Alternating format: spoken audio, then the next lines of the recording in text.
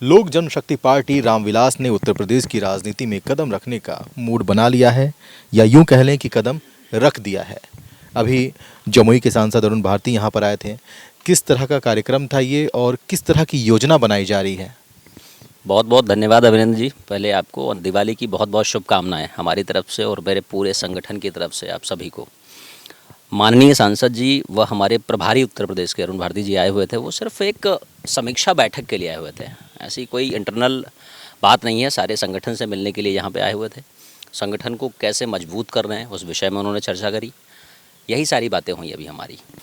आपने देखा होगा कल ही पार्टी के शीर्ष नेतृत्व ने ये फैसला लिया कि हाँ, ये पार्टी किस तरह से अपने संगठन की मजबूती को लेकर के किस तरह से बिहार में मजबूत होने के बाद कैसे हम अपने संगठन को यहाँ मजबूती के साथ और विस्तार कर सकते हैं, बेटर कोऑर्डिनेशन, बेहतर समन्वय कर सकते हैं, और आने वाले दिनों में जो हमारी पार्टी के लगातार कार्यक्रम होंगे उसके बारे में हमारी क्या रणनीति होगी, इसको लेकर के हम लोग आज बैठे हैं और आगे की तैयारी कर रहे हैं। हमारा लक्ष्य 2027 का उत्तर प्रदेश का विधानसभा चुनाव लड़ना होगा, और इसी सिलसिले में अभी पार्टी के प्रभार में भी आपने देखा होगा जो कल ही प्रकाशित हुआ है। यहाँ पे हमारी टीम बड़ी की गई है और हमारी टीम का लक्ष्य होगा कि हम जिले के स्तर तक, प्रखंड के, मंडल के स्तर तक, पंचायत और बूथ स्तर तक लोक जनशक्ति पार्टी रामविलास के संगठन को कैसे मजबूत कर सकते हैं,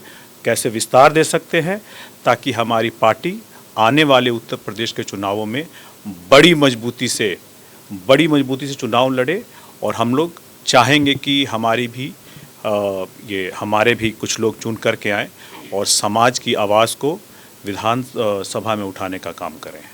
देखिए, ये सारी बातें गठबंधन में अगर हम चुनाव लड़ते हैं तो गठबंधन में तय होगी। फिलहाल जो समय है वो संगठन को हम कैसे मजबूत कर सकते हैं और संगठन को कैसे विस्तार दे सकते हैं उस बारे में है, और उस पे हमारी सारी रणनीति तय हो रही है। हमारे प्रदेश अध्यक्ष के.वी. भारती जी, हमारे पश्चिमी उत्तर प्रदेश के प्रदेश अध्यक्ष पवन वर्मा जी साथ में हैं। राजीव पासवान जी नहीं आ पाए हैं लेकिन उनके प्रतिनिधि यहाँ मौजूद हैं।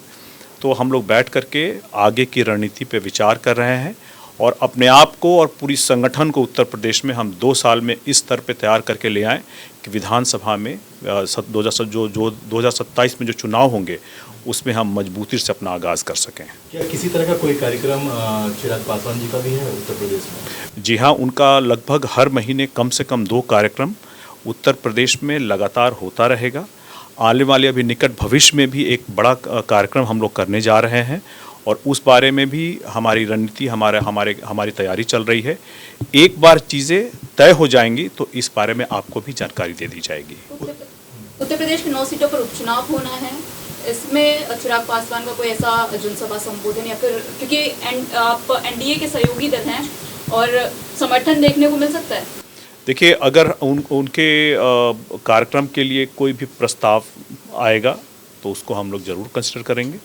फ़िलहाल हमारे पास उपचुनाव में उनके किसी कार्यक्रम के लिए कोई प्रस्ताव नहीं आया है।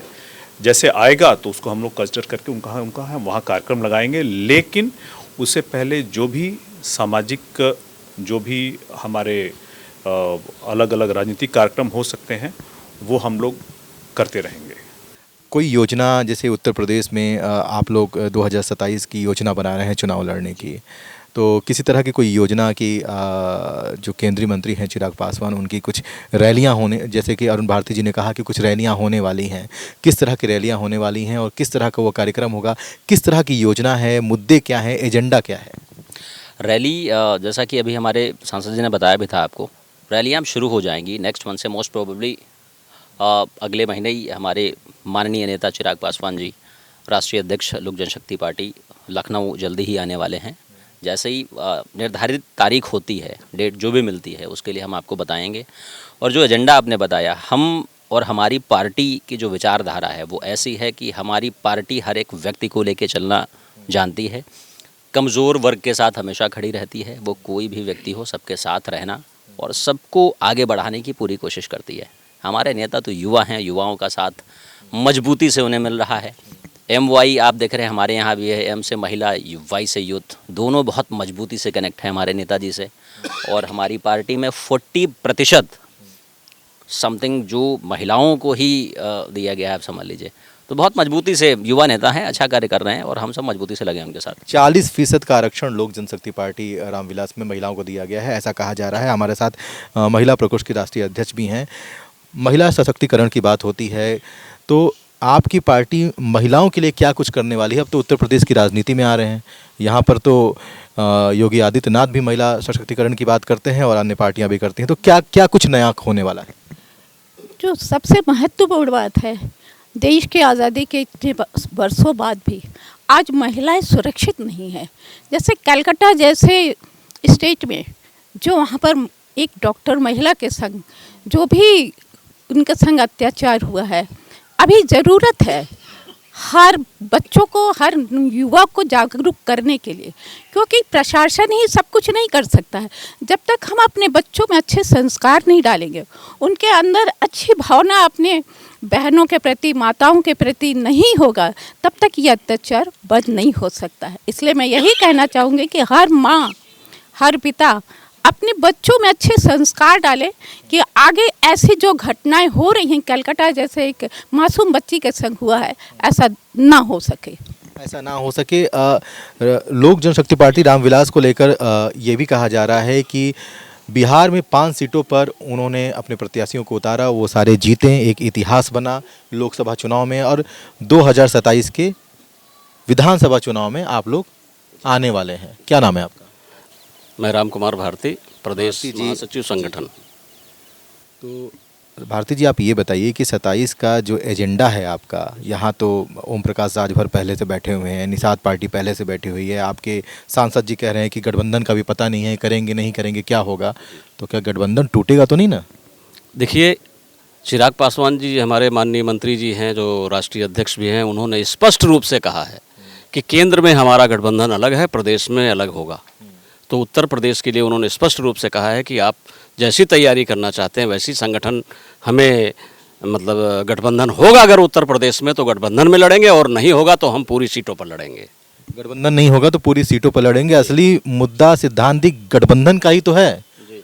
संजय निषाद नाराज बैठे हुए हैं, सीटें नहीं मिली, कहीं ऐसा ना हो कि आप लोगों को भी सीटें ना मिलें। हम यही बात आपको मजबूती से बताना चाहते हैं कि मेरा पूरा संगठन, हमारा उत्तर प्रदेश का सब कुछ शीर्ष नेतृत्व पे तय करता है। माननीय नेता हमारे जो चाहेंगे, जो कहेंगे, जैसा आदेश हमें वहाँ से आएगा कि गठबंधन में चुनाव लड़ना है तो हम उस तरीके से, पूरी तरीके से पार्टी के साथ हैं, और नहीं भी लड़ना, जैसा आदेश शीर्ष नेतृत्व करेगा उसी के तहत मजबूती से हम लोग कदम बढ़ा रहे हैं और गाँव-गाँव में चौपाले कर रहे हैं। इंटरनल तरीके से हम लोग एकत्र हो रहे हैं और इतना मजबूत संगठन बूथ स्तर का हम लोग तैयार कर लेंगे 2027 तक, जिसमें मतलब ताकत तो हमारे पास बहुत रहेगी। एनडीए से होगा, चुनाव लड़ना होगा तो उससे लड़ा जाएगा, नहीं तो इंडिविजुअल जैसा आदेश होगा, मतलब सब शीर्ष नेतृत्व पे ही तय करेगा। तो लोक जनशक्ति पार्टी रामविलास ने एजेंडा तैयार कर लिया है, मूड बना लिया है। 2027 के विधानसभा चुनाव में वो अपने प्रत्याशियों को मैदान में उतारेंगे, चाहे गठबंधन रहे या ना रहे, चुनाव लड़ना है। लखनऊ से वीडियो जर्नलिस्ट सऊद अंसारी के साथ मैं अभिनेंद्र, भारत एक्सप्रेस के लिए।